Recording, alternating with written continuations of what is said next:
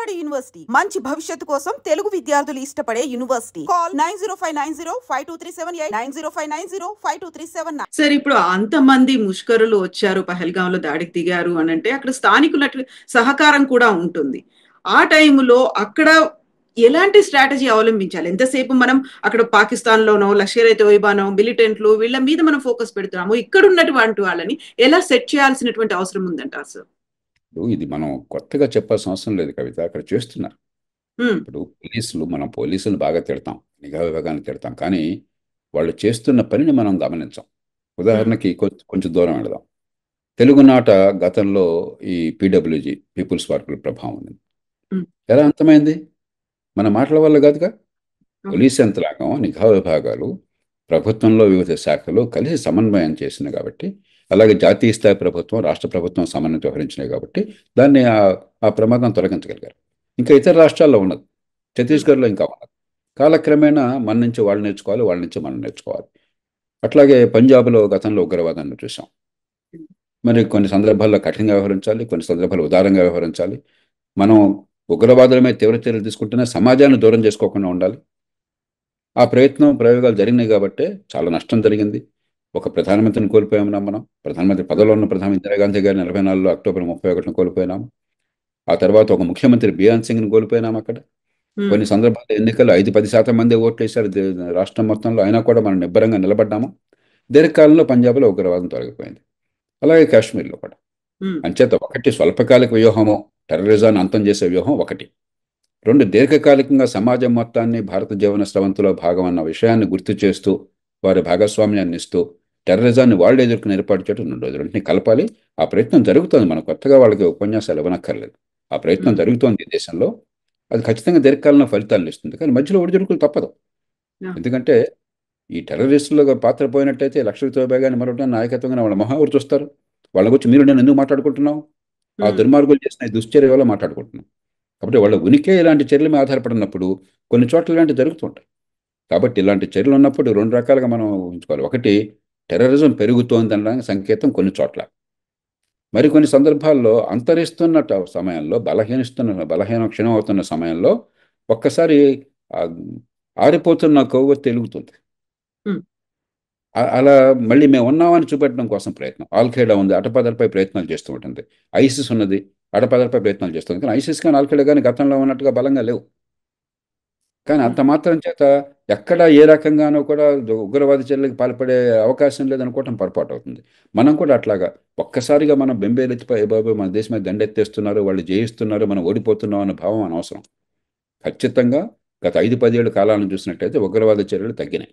మన ప్రభుత్వం, మన సమాజం చేసిన చర్యలు ఫలితాలను ఇస్తున్నాయి.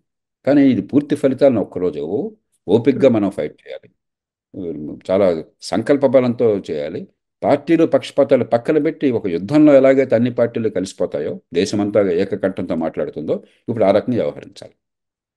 సో ఇప్పుడు పాకిస్తాన్ ని అంతర్జాతీయంగా తను చేసినటువంటి దుశ్చర్యలను ఎండగట్టాలి, ఏకాకం చేయాలి, ఒంటరి చేయాలి అనే ప్రయత్నాల్ని మన దేశ సర్కార్ మొదలు పెట్టేసింది. ఆ దిశగా ప్రయత్నాలు కూడా ఉన్నాయి. ద్వైపాక్షిక సంబంధాలు కావచ్చు, చివరికి సింధు నది జలాల్ని కూడా మేము అలో చెయ్యము అనేది, ఆ ట్రీటీని కూడా మేము రద్దు చేసుకుంటున్నాము అన్నప్పుడు పాకిస్తాన్ మీద మొత్తం మీద కూడా ఎఫెక్ట్ పడబోతోంది. సో దీని నేపథ్యంలో మనము అంతర్జాతీయ సంబంధాలు, ద్వైపాక్షిక సంబంధాలు పాకిస్తాన్ మీద ఎలా ఉండాలంటారు సార్? ముందు సింధు నది వివాదం గురించి మీరు చెప్పారు.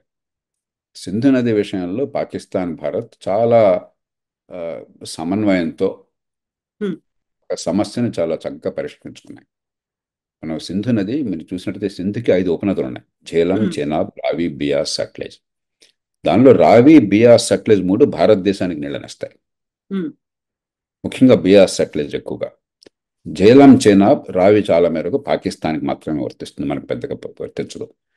కానీ సింధు నది గొడవ ఏంటంటే పైన హిమాలయ ప్రాంతాల్లో ఉన్నటువంటి చోట్ల అక్కడ హైడ్రో పవర్, జల విద్యుత్కి అవకాశం ఉండదు. ఎందుకంటే ఎత్తు పల్లాల్లో ప్రవహిస్తుంది కాబట్టి.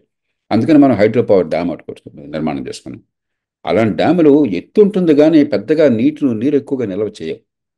ఎక్కడ హైడ్రో పవర్ డ్యామ్స్ ఉన్నత స్థాయిలో మనం కొండల్లో, పర్వతాల్లో చేసినా కూడా నీళ్ళని ఎక్కువ నిల్వ చేయదు.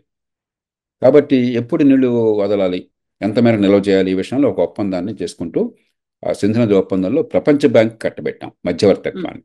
హ్మ్. ఆ మధ్యతరగతితో చక్కటి ఒప్పందం వచ్చింది. చాలా కాలం అమలైతే పాకిస్తాన్ మళ్ళీ ఈ మధ్య గొడవ చేసి మాకేదో అన్యాయం జరుగుతుందని అబద్ధాలు ఆడారు. దానిలో వాస్తవం ఏం లేదు, ఒక అపోహ తప్ప ఏం లేదు. మళ్ళీ ప్రపంచ బ్యాంకే పంపిస్తే ప్రపంచ బ్యాంక్ మనం ఏదైతే చెప్పామో దాన్ని అంగీకరించింది. మళ్ళీ ఆ ఒప్పందం నడుస్తోంది. హ్మ్. ప్రస్తుతానికి అది ఆపేసామన్నాం. దానివల్ల నిజమైన పర్యవసానాలు పాకిస్తాన్‌కి తీవ్రంగా ఏమి ఉండవు. ఎందుకంటే మనమే నీళ్ళని పెద్దగా పట్టుకోవట్లే అక్కడ. మనం హ్మ్. నీటిపారుదలకు వాడల్లా.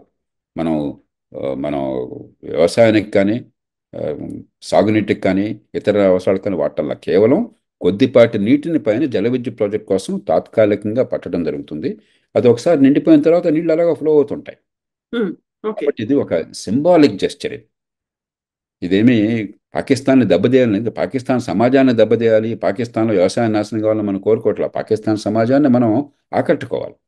భారత్‌తో సత్సంబంధాలు ఉంటేనే లాభం అన్న విషయం పాకిస్తాన్ సమాజానికి మధ్యతరగతి వర్గానికి అర్థం కావాలి.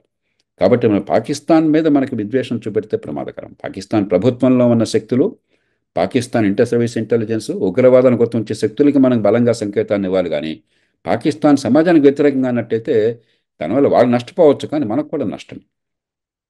కాబట్టి దాన్ని ఆ రకంగా అర్థం చేసుకోవాలి తప్ప ఇది పాకిస్తాన్ మీద యుద్ధకాంక్ష కాదు. ప్రభుత్వం అందుకని చాలా ఆచితూచి స్పందించింది. మేమేదో అర్జెంటుగా పాకిస్తాన్లోకి దాడి చేస్తామని చెప్పనలా. పాకిస్తాన్ మీద యుద్ధం ప్రకటిస్తున్నాం అనలా. హ్మ్. సంకేతాన్ని, బలమైన డిప్లొమాటిక్ సంకేతాన్ని, ఒక దౌత్యపరమైన సంకేతాన్ని ప్రపంచంలో పాకిస్తాన్ ఏకాకి చేయటము, మీరు గనక మాతో అనవసరంగా ఖాయం పెట్టుకుంటే పాకిస్తాన్ సమాజానికి ఆర్థికంగా ఇతరత్ర నష్టం జరుగుతుంది సుమా అని స్పష్టంగా సంకేతాన్ని ఇవ్వటం.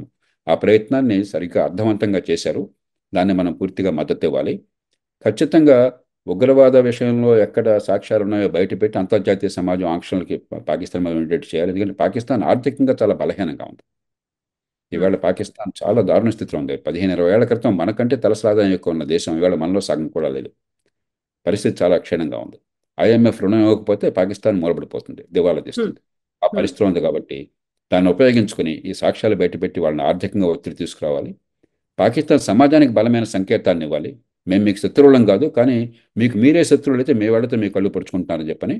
మూడోది ఉగ్రవాద చర్యలకు పాల్పడ్డ వాళ్ళు, వాళ్ళకు ఊతమిచ్చిన వాళ్ళ విషయం నిర్దాక్షిణ్యంగా వ్యవహరించాలి. కాబట్టి హ్మ్. ఈ త్రిముఖ వ్యూహం కావాలి. దాన్నే ప్రభుత్వం అనుసరించే ప్రయత్నం చేస్తుంది. సార్ మన పాకిస్తానీలకందరికీ వీసాల్ని రద్దు చేసింది. ఈవెన్ మెడికల్ వీసాలను కూడా మేము కంటిన్యూ చేయట్లేదని అనౌన్స్ చేసింది. ఆ తర్వాత పాకిస్తాన్ వాళ్ళేమో మన ఇద్దరు ఆర్మీ జవాన్లని పట్టుకున్నారు అనే వాదనలు ఇవన్నీ వార్తలు వినిపిస్తున్నాయి. ఈ నేపథ్యంలోనే చాలా వరకు వినిపిస్తున్నటువంటి వాదన సర్జికల్ స్ట్రైక్ చేసేయండి. నిజంగా దెబ్బకు దెబ్బ తీయాల్సిందే అనేటువంటి ఒక మాట తీవ్ర స్థాయిలో వినిపిస్తోంది సార్. మనం ప్రభుత్వానికి వదిలేయాలి. హ్మ్. ప్రభుత్వానికి, మన నిఘా విభాగాలకి, నేషనల్ సెక్యూరిటీ ఏజెన్సీకి, మన సాయుధ దళాలకు వదిలేయాలి. ఎందుకంటే మనం రాజకీయం చేసి రోజు ఒత్తిడి తీసుకొస్తే ఆందోళన పడి తొందరపాటుగా ఆలోచన లేకుండా చేశారనుకోండి దేశానికి లాభం కంటే నష్టం ఎక్కువ చేకూరుతుంది. హ్మ్. ఖచ్చితంగా భారతదేశం ధీటుగా స్పందించాలి. ఉగ్రవాదుల మీద తీవ్రమైన ప్రతీకార చర్యలు తీసుకోవాలి. వాళ్ళని హ్మ్. అంతమొందించాలి. దీనిలో ఎక్కడ రాజీకి అవకాశం లేదు. ఇక ఎలా చేయాలన్నది మనం హడావిడిగా ఆగ్రహంతో చేయడం కంటే చాలా నింపాదిగా ఆలోచించి చేయడం చాలా అవసరం. అమెరికా లాంటి అంత సంపన్నమైన దేశం, అంత బలం ఉన్న దేశం, సైనిక బలం ఉంది, ప్రపంచంలో దౌత్య బలం ఉన్నది, ప్రపంచానికి అగ్రరాజ్యాల్లో అగ్రరాజ్యంగా భాసిల్లుతున్న దేశం. 2001లో ఏమైంది? ఆ ట్విన్ టవర్స్ కొల్లాప్స్ తర్వాత, ఆ 9/11 తర్వాత ఆగ్రహంతో స్పందించారు. ఆఫ్ఘనిస్తాన్ మీద దాడి అనివార్యం. ఎందుకంటే అక్కడ టెర్రరిస్టులకు ఊతం ఇచ్చి వాళ్ళని మాకు అప్పగించండి అని చెప్పి అప్పగించకుండా దాడికి పాల్పడతామని ఎప్పుడైతే అక్కడ తాలిబాన్ అన్నదో అక్కడ దాడి అనివార్యం. కానీ చేసిన రీతి వల్ల నష్టపోయింది అమెరికా. హ్మ్. అలాగే ఇరాక్ మీద దాడి అనవసరం. కోపంతో, ఆగ్రహంతో వేగంగా స్పందించారు. చివరికి ఎంత నష్టపోయింది అమెరికా? ప్రపంచం ఎంత నష్టపోయింది? మనం ఎంత నష్టపోయాం? అమెరికా దృష్టి ఉగ్రవాదం నుంచి పక్కకెళ్ళి ఈ గొడవల్లో చిక్కుకోగానే ప్రపంచంలో ఉగ్రవాదం మీద యుద్ధం బలహీనపడింది. హ్మ్. నష్టపోయిన దేశాల్లో భారతదేశం ప్రధానంగా ఒక దేశం. ఆ రోజుల్లో అమెరికా నుంచి అమెరికన్ స్టేట్ డిపార్ట్మెంట్‌లో అంటే ఒక మంత్రి స్థాయిలో ఉన్న ఒక అధికారిని, ఉన్నత స్థాయి అధికారిని నన్ను కలిశారు హైదరాబాద్‌లో. ఓకే. నేను హ్మ్. చాలా తీవ్రంగా విమర్శించాను అమెరికా చర్యల్ని. హ్మ్. మీరు మీకు హాని చేసుకున్నారు. మా దేశం లాంటి దేశాలకు టెర్రరిజం నిజంగా పోరాడుతున్న దేశాలు, నష్టపోతున్న దేశాలకు మీరు హాని చేశారు. టెర్రరిజం మీద గురి పెట్టకుండా అనవసరంగా దీన్ని రాజకీయ వివాదంగా మార్చారని చెప్పని. కాబట్టి మనం తొందరపాటు పనికిరాదు. ఆగ్రహంతో స్పందించడం పనికిరాదు. ఆగ్రహాన్ని, ఆవేశాన్ని నిర్మాణాత్మకంగా చాలా ఆలోచనతో మలచాలి. బుద్ధిని ఉపయోగించాలి. మన ప్రయోజనాలు నెరవేరాలి. అంతేగాని కోపం వచ్చినప్పుడు కోపం వచ్చింది కదా అని కసితో రగిలిపోయినట్టయితే దేశాలు దీర్ఘకాలంలో మంచి కంటే చెడు ఎక్కువ జరిగే అవకాశం ఉంది. మనకు మంచి చెడు జరిగే అవకాశం ఉంది. వాళ్ళ సంగతి ఎలా అవుతుంటాం. ఇరాక్ మీద దాడి వల్ల అమెరికాకు చెడు జరిగింది. $1 ట్రిలియన్ పైగా డబ్బు కోల్పోయినారు. ప్రపంచంలో అమెరికా పరువు పోయింది. అమెరికా విశ్వసనీయత దెబ్బతిన్నది. ఒక రకంగా ఇవాళ అమెరికా ప్రపంచంలో ఎదుర్కొంటున్న చాలా సమస్యలకి మౌలికమైన కారణం 9/11 తర్వాత అమెరికా స్పందించిన తీరు. అమెరికా ప్రతిష్ట మసకపారింది. కాబట్టి మనం మన దేశ ప్రయోజనాలు, మన సమాజ ప్రయోజనాలు, మన ఆర్థిక వ్యవస్థ ప్రయోజనాలు, దీర్ఘకాలంలో ప్రపంచంలో మన స్థానం, ఈవేళ మనం కాపాడుకునేటువంటిది ఈ మొత్తాన్ని సమన్వయం చేయాలి. సో భూతల స్వర్గం కాశ్మీర్ సార్, ఇలాంటి రక్తపు టేర్లు ఉండొద్దు, అమాయకుల ప్రాణాలు బలి కావద్దు, మళ్ళీ ఎప్పటికీ పచ్చగా సస్యశ్యామలంగా ఉండాలి అంటే ఎంతకాలం పడుతుంది సార్? ఏమేం జరగాలంటారు అప్పుడు? ఒక్క సంఘటన చూసి మనం బెంబేలెత్తిపోకూడదు కవిత. హ్మ్. ఖచ్చితంగా నాకు బాగా గుర్తుంది. 1983లో నేను మా శ్రీమతి, అప్పుడే మాకు పెళ్ళైంది, మేము వెళ్ళాం. పహల్గాం వెళ్ళాము, శ్రీనగర్ వెళ్ళాము, కాశ్మీర్ అంతా చూసాం. ఆనాడు ఏ గొడవ లేదు. అంటే ఏమన్నా భేదం ఉంటే అప్పుడు ఎవరిని అడిగినా, ఎవరితో మాట్లాడినా కూడా మీరు ఎక్కడి నుంచి వచ్చారని నన్ను అడిగేవాళ్ళు. ఆంధ్రప్రదేశ్ అనగానే హ్యాప్ మిలావ్ అనేవాళ్ళు. ఏమిటి అని చెప్పంటే ఎన్టీఆర్ సెంటర్ से लड़ रहे हैं आप, हम सेंटर से लड़ रहे हैं. అంటే ఇది కేంద్రం అన్న మాట నాకు ఇష్టం లేదు. యూనియన్, రాష్ట్రం లేదా కేంద్ర రాష్ట్రాల మధ్య వివాదంగా మాత్రమే చూస్తారు తప్ప ప్రజలు ఉగ్రవాదంగా పరిగణించాలి. ఆ తర్వాత చేసిన రాజకీయ నిర్ణయాలు, కొన్ని పొరపాటు నిర్ణయాలు చేశాం. ఇప్పుడు దానిలోకి వెళ్ళడం అనవసరం. నేను ఎవరిని తిట్టడం కోసం ఈ మాట చెప్పడంలో, చక్కగా ఉన్న పరిస్థితిని చెడగొట్టింది మన రాజకీయ వ్యవస్థ. తాత్కాలిక రాజకీయ ప్రయోజనాలు కానీ, లేకపోతే అవతల వాళ్ళని ఇబ్బంది పెట్టడం కోసం కొన్ని చర్యలు కానీ, కొన్ని కవ్వింపు చర్యలు కానీ, వీటి వల్ల ఒక మామూలు సమస్యని ఒక ఉగ్రవాద సమస్యగా మనం మార్చుకున్నాం. దానికి మూల్యం చెల్లించాం.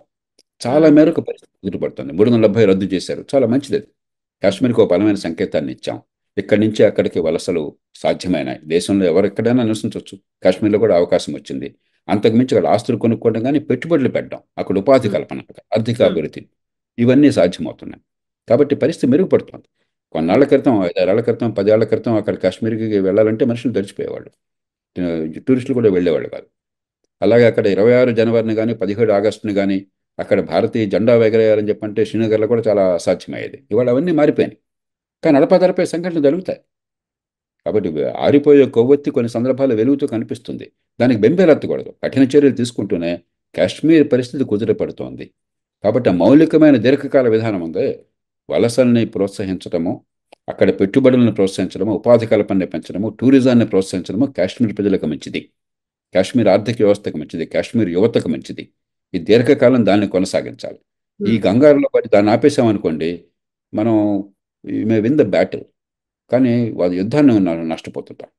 కాశ్మీర్ భారతదేశంలో పూర్తిగా విలీనం చేయాలంటే ఆర్థికంగా అన్ని రకాలుగా కాశ్మీర్ ప్రజలు ఈ దేశంలో ఉంటే ఉన్న లాభాన్ని గుర్తించడం మొదలెట్టారు. కాబట్టి ఇలాంటి చర్యలు అడపాదడప జరుగుతాయి.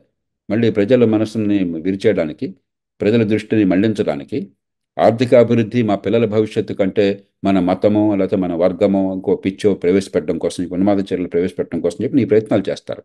మనం కూడా ఆ రకమైన నేరేటివ్కి వెళ్ళినట్టయితే, ఆ రకమైన చర్చకి వెళ్ళినట్టయితే ఉగ్రవాదులు ఏం కోరుకుంటున్నారో మనం అది చేస్తున్నాం. కాబట్టి దానికి సరిగ్గా స్పందించాలి. అదే సమయంలో దీర్ఘకాలంగా కాశ్మీర్ని దేశ స్రవంతిలో పూర్తిగా అంతర్భాగం చేసే చర్యలు మొదలెట్టారు. దాన్ని కొనసాగించాలి. Thank you so much sir. Thank you JP గారు. Thank you sir.